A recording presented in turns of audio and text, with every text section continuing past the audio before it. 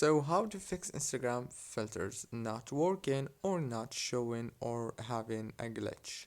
So it's very easy to solve, just watch this video until the end. So there is one thing to solve this problem, it's very easy.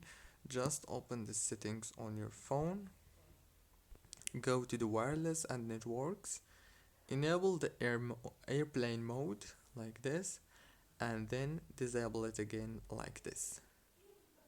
After that, go back, go to the apps manager and go to the apps like this, and then search for Instagram and click on it.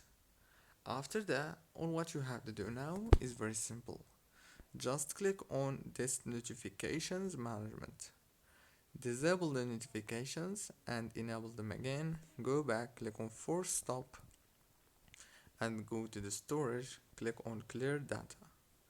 And then all what you have to do now is just reopen Instagram, and congratulations. Don't forget to like, subscribe.